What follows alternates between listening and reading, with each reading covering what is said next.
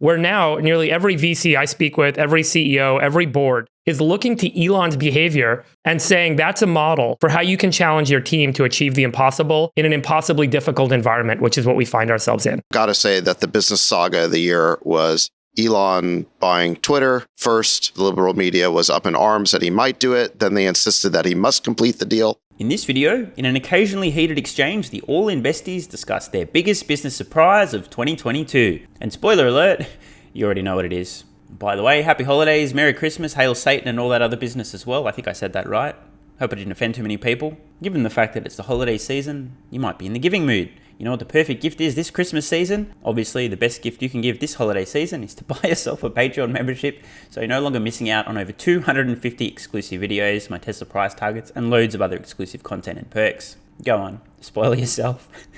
You join with the card in the corner or the link at the pinned comment. What were we surprised by in 2022? Freeberg, we'll start with you. Elon Musk's acquisition of Twitter, I think, took everyone by surprise. It kind of went, I mean, this is such an obvious one, but it went from a whimsical fantasy and idea to suddenly, cold-hearted reality with, a huge kind of negotiating saga that took place and court battles and all the drama that ensued. And here's what I think was most surprising about it. It wasn't just the acquisition and the fact that the acquisition closed, but it was the incredible veracity of the head cutting, cost cutting, the demands that people return to work, return to the office. And then what was most surprising that followed that is the impact that seems to have had on the rest of Silicon Valley, where now nearly every VC I speak with, every CEO, every board is looking to Elon's behavior for right or for wrong, for moral or not, and saying that's a model for how you can challenge your team to achieve the impossible in an impossibly difficult environment, which is what we find ourselves in. Well, I take Friedberg's point. Obviously, Elon's Twitter acquisition, far and away, the biggest business surprise of the year. I mean, that is a no contest. But I've got to push back real hard on Friedberg's claim that it's surprising to see other CEOs in Silicon Valley and VCs looking to Elon's lead going, oh, wow, well, I mean, maybe we could copy what he did. It's painfully obvious that everyone's going to copy Elon. Why? Because every Silicon Valley tech company is bloated as It's full of entitled wankers. There are some useful people at these companies who are carrying everyone else on their backs. The top 1% doing 20, 30, 40 times as much work as the bottom 99%. And yes, I did pull those numbers out of my ass. They're probably close to reality. However, the fact that Elon gives zero fucks about being approved of by others is exactly why he was willing to do what all the other pussy CEOs and people out in Silicon Valley were unwilling to do. And that is to do what's necessary. Because now that Elon's taken the heat, this greedy billionaire buys his company and fires all these employees. He's been absolutely raked over the coals in the media from the armchair Einsteins claiming that Twitter would collapse if he cut so many of their vitally important staff. Now that Elon's taken all the heat, these other CEOs, VCs, they're free to do the cutting and no one's going to give a flying I mean, it literally happened. Elon lays off a few thousand people at Twitter. Worst human on earth. Shout out to Ligman Johnson. Yet almost zero coverage about all the other enormous layoffs in tech companies in the days and weeks following Elon's Twitter acquisition and epic layoffs. This was entirely predictable, and this is why I take such issue with what Friedberg has said there. It shouldn't surprise anyone that Silicon Valley tech CEOs look at Elon and go, oh well, now that he's taken all the heat and done what obviously makes sense to do, we can probably do it and we're not going to get so much flack, so let's do it. They're all pussies. They just needed somebody to go first because they're bitches. For those who are unaware, a lot of these tech companies don't make money. They constantly need to go to the capital markets to raise more money, dilute their shareholders to continue growing. This doesn't need to be the way things are. Now, as I predicted at the time of Twitter's acquisition, massive layoffs would be coming.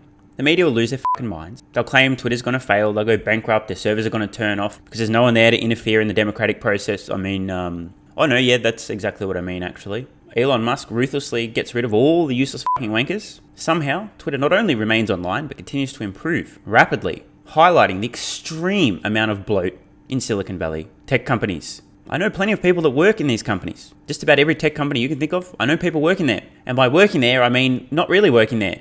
Some of these folks are happy to admit, yeah, my comp package around $500,000 a year. Don't really do a whole lot, to be honest. A couple of hours a day of work, and that's about it. If you're slightly above average intelligence, you get yourself in one of these companies. Tell you what, free blowjobs under the desk, breakfast, lunch, dinner, daycare, a gym. Musk has single-handedly exposed how completely useless and overstaffed most tech companies are. This should surprise literally no one who understands these companies. The majority of employees at most tech companies, especially in Silicon Valley, spend more of their day trying to signal their virtue than they do about actually accomplishing things. This may sound harsh, this may sound a little bit over the top, but it is the reality. A few weeks, maybe a few months from now, we're going to see a completely transformed Twitter. Done so with a fraction of the staff the previously bloated company employed. Miraculously, a dramatically improved, better, broader product that adds even more value with a fraction of the employees. This is what happens when you get rid of the dead weight and the rot. It is obvious, now that Elon's had the courage to do this, that others will sheepishly follow suit in his shadow. And so I think it was a series of surprising events. He bought Twitter, he made these incredible changes, and then everyone seems to be looking to that as a model, and it's really resonated. It's created a rippling effect. I'm not saying it's good, I'm not saying it's bad, I'm not saying it's moral, right or wrong, but the whole thing was really an incredible, surprising, unexpected saga this year. So I give the Elon acquisition of Twitter kind of the award. Sachs, what was your biggest business surprise of 2022? David Sachs' biggest surprise. Well, it was a pretty big surprise that Adobe bought Figma for $20 billion. That price tag in this environment, pretty big surprise. But I got to say, I think Friedberg nailed it. Got to say that the business saga of the year was Elon buying Twitter. First, the liberal media was up in arms that he might do it. Then they insisted that he must complete the deal. David, Giant Nutsacks, makes a very important point here.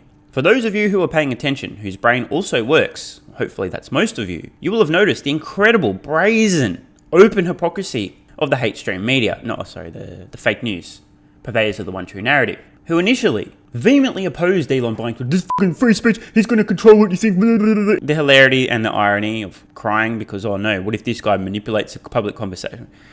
But anyway, Elon becomes quite suspicious. There's enormous amounts of fraud occurring at Twitter, especially as it relates to their publicly disclosed numbers of bots, which obviously, total horseshit. Some made-up magical metric, no variation in their estimate quarter after quarter, the exact same copy-paste line. We estimate less than 5% every fucking quarter. Red flags for days. Elon digs enough to be really, really concerned about this and attempts to negotiate. Given the fact that Elon doesn't want to pay $44 billion and get fucked in the face without consent, it's like, hey guys, let's dig into this bot thing a little bit. Next minute ends up in court. Next minute, out of absolutely nowhere, because hating Elon is the current thing and wanting to see Elon fail is the current thing. First, it's how dare Elon, no, stop him, he can't buy Twitter, you. Next minute, oh, he's trying to negotiate that, that, you have to buy, you signed a contract, sucked in, should have done due diligence. This was hilarious. And by the way, the 12 IQ arguments about Elon and due diligence just did my fucking head in, I'm not going to lie. The amount of brain damage from people whose reasoning went as deep as, Elon waived his right for due diligence, therefore, it doesn't matter if he's subsequently discovered very clear evidence that Twitter's been committing securities fraud and lying about fundamental aspects of their business. By the way, it actually does matter. You still have to buy the deal because you waived your right to due diligence. Waiving a right to due diligence is not the same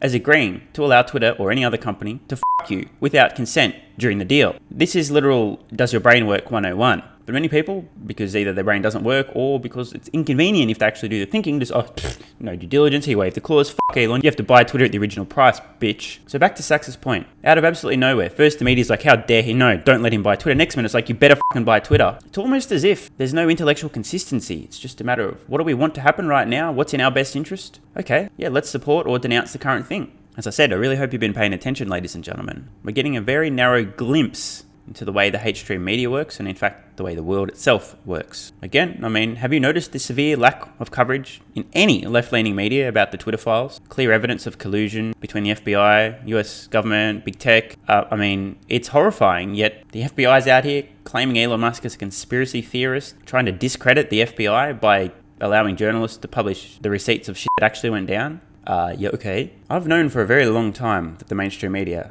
one, isn't there to tell you what's happening, but instead what they want you to think is happening, and two, to garner attention because eyeballs equals advertising revenue, rather than to accurately portray what's happening in the world. And I also knew that watching this garbage would rot my fucking brain and distort my perception of reality. I haven't watched mainstream media, except explicitly to see what these idiots are saying about reality to compare to actual reality, for over 15 years. When I moved out of home as a 19-year-old, I did not take a television with me. It has been 18 years since I've watched the horseshit mainstream media. 18 years. And the silver lining? Hopefully, in 2022, many people who, the fucking tinfoil hat idiot, man, what do you mean?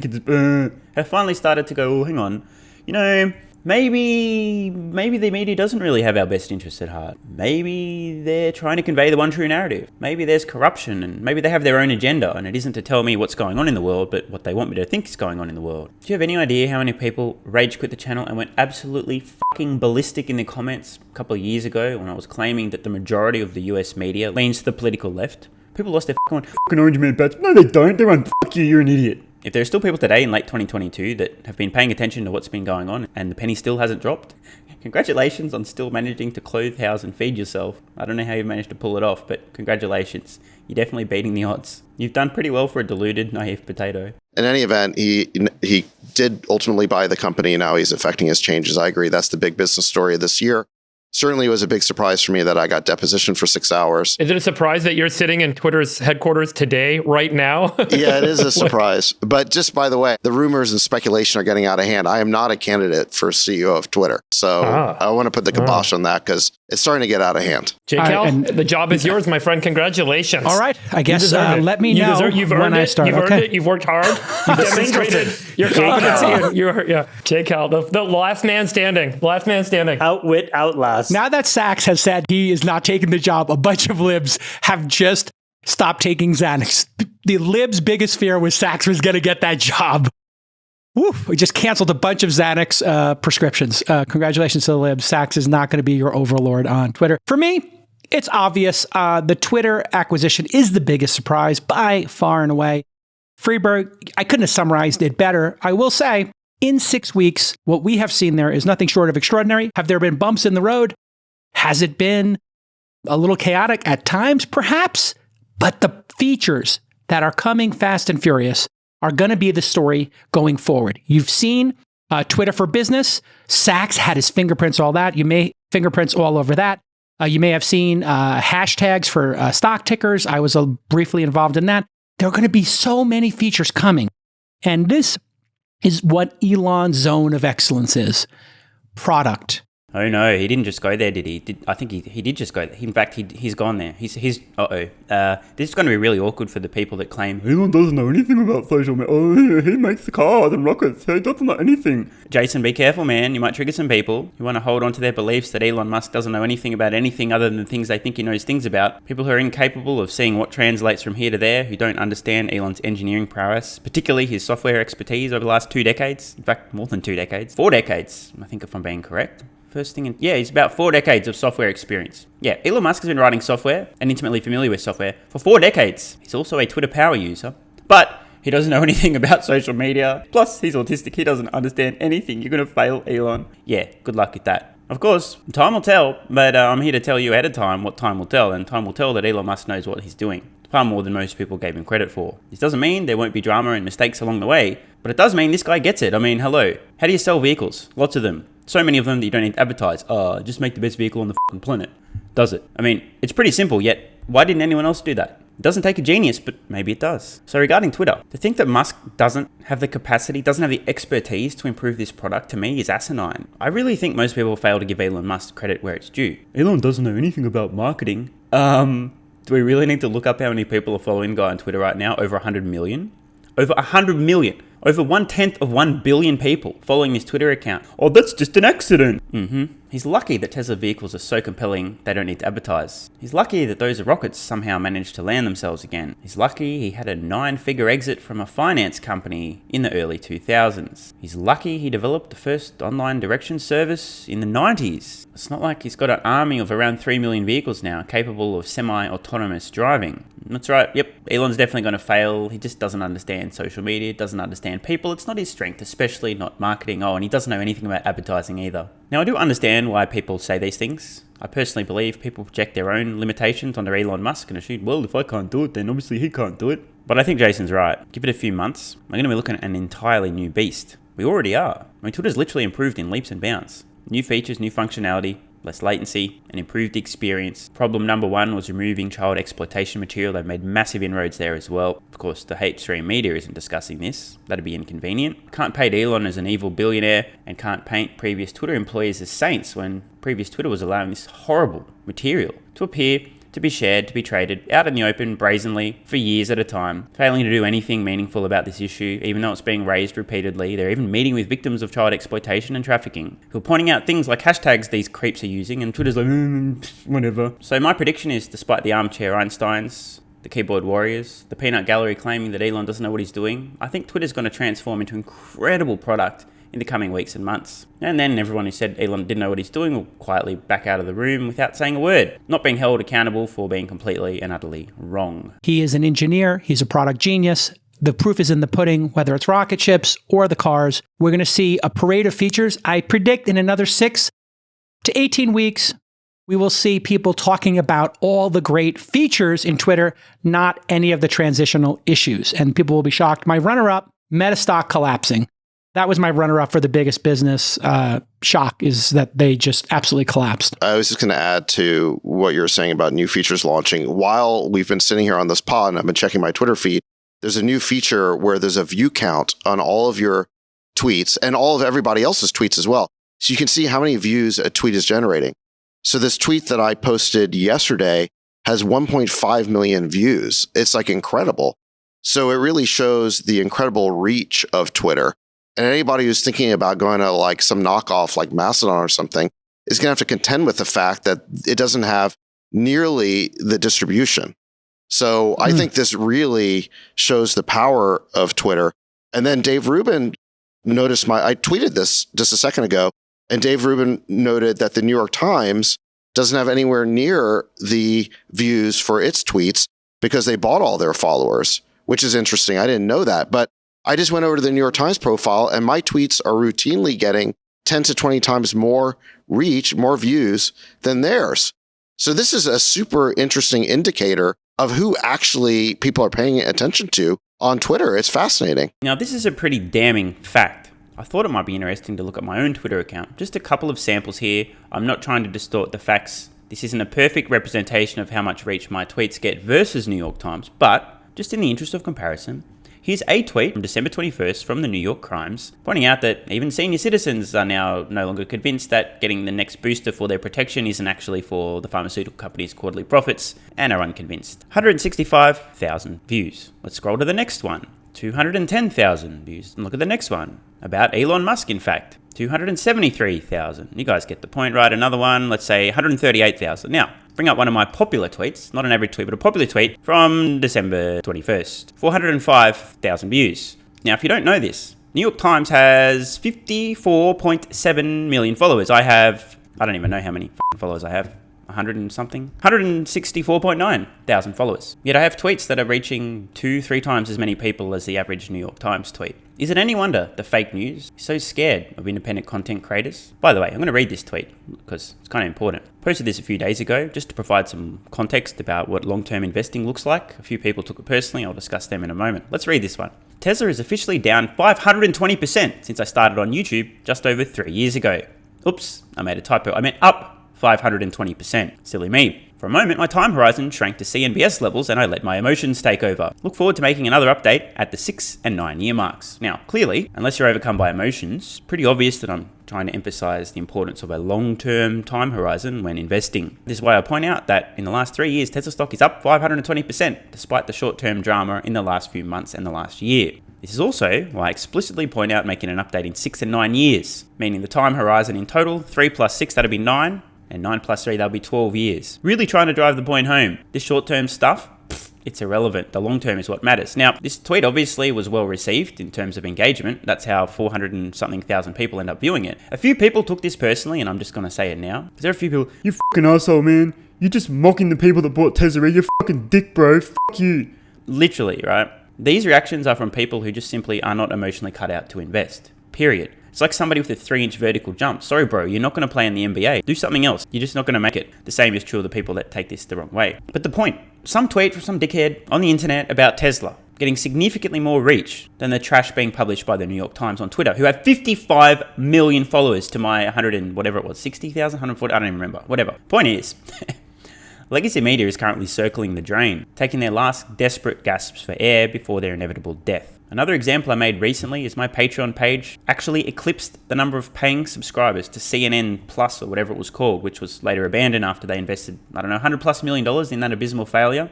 $100 million, an investment from the Crisis News Network, a big brand that many people trust, managed to get less paying subscribers than me sharing my obnoxious beliefs, thoughts, and opinions on Patreon to an extremely small audience, a subset of people that are interested in Tesla and Elon content, who are also interested in what I have to say about many other hot topics. Yet the entire Crisis News Network managed to get less people paying, less money than I was getting paid for their content after having spent $100 million setting up the service. That's an embarrassment, to say the least. This is fascinating. I'm looking at my own. I just did, how do you give a $30 billion fraud bail, referring to SBF. And that was just less than an hour ago. No, it's 30 minutes. Yeah, an hour ago. And I have 50,000 views already, which is 10% of my follower count. So this is an extraordinary. You see right next to likes, retweets, quote tweets, the feature train is coming. And this will change the dialogue. All these haters who are like, Twitter's going to go down, who are rooting against Elon. Let me tell you something. If a guy can land 2 rockets at a time, and he can literally restart the electric car movement, and he becomes the number 1 car in any category he releases a car in, how on earth would you bet against him to build software? You have to be idiotic. Could not have said it better myself. This is way too much. I mean, you guys, like, we should. Sorry, he's a doing the feature. awards. He's I a get product. it. I get it, but It's like an ad. yeah, you're selling a product Whatever. for a company that you guys are working at. Like, I mean, come on. I'm not working I at get the it. I company. get Sachs it. isn't working at It's the company. great. Well, you guys are advisors, fine. right? I mean, Well, it's hey, like, Nick, can you Barely. let me show one other feature because I think it's cool. Nick, Yeah, let's go. Yeah. This is a very funny interaction. J. Cal and David Sachs continuing to discuss features and the massive improvements at Twitter. Friedberg gets his panties in a twist. Hey guys, basically you're talking your book, you're too involved in this company. Stop talking about it, stop plugging it, stop promoting it. In response, David Sachs essentially, oh, yeah, okay, I did hear what you said, Friedberg, and I didn't give a fuck. Let's talk about some more features, J. Cal. Keep Nick, going features. Nick, Let's go. Pull up my profile real quick. Welcome to This Week in Twitter. oh my God. Twitter now has affiliate badges. You can see I've got a little Craft Ventures badge next to my name. So if you should be able to click on it actually to get to the Craft Ventures profile. Yeah. So you're going to be able to affiliate users with business accounts, and it creates kind of secondary badges after the blue check. I think even the corporate journalists are going to love this because if you're a New York Times writer, you'll have a little NYT badge next to your name. Wall Street Journal, whatever, you'll have that little badge. So more and more people are going to get blue checks, and then people are going to have secondary or even tertiary badges that are basically specific to their affiliations. Okay. So I think let's it's going make to be sure killer. let's get an all-in badge. We are going to have all-in badges really soon. Awesome. Okay, let's go. Except for to the- Freeberg. Freeberg's going to get That was our biggest business surprises, and we just canceled your account, Freeberg. You're It's all you're good. locked out. We No just one- took away your. No one goes to it anyway. It's all good. Don't worry about it. I'm glad to see Friedberg not taking it personally, able to have a laugh after getting steamrolled by Sachs and J. Cal. As I said at the time this deal was announced and after it closed, watching Elon Musk's real-time, rapid, and extreme transformation of Twitter is going to be one of the business case studies of the decade, if not longer. And the reason it matters so much is because we have a ton of other companies in a similar domain, social media companies, big tech companies. And now Elon has come in and is going to be raising the bar. This is a perfect opportunity to contrast the progress Twitter is making, how lean, resourceful, and efficient the company is versus other big tech companies, particularly social media. Elon is going to be exposing the bloat, the incompetence, and the waste throughout the tech world. He's going to show these people what can be done, how fast it can be done, and what true leadership really means. So make sure you're taking notes, ladies and gentlemen. And don't forget, if you'd like to do some last minute Christmas shopping, join Patreon. It's the perfect gift that keeps on giving. Do so with the card in the corner or the link in the pinned comment. I'll see you over there. Love ya.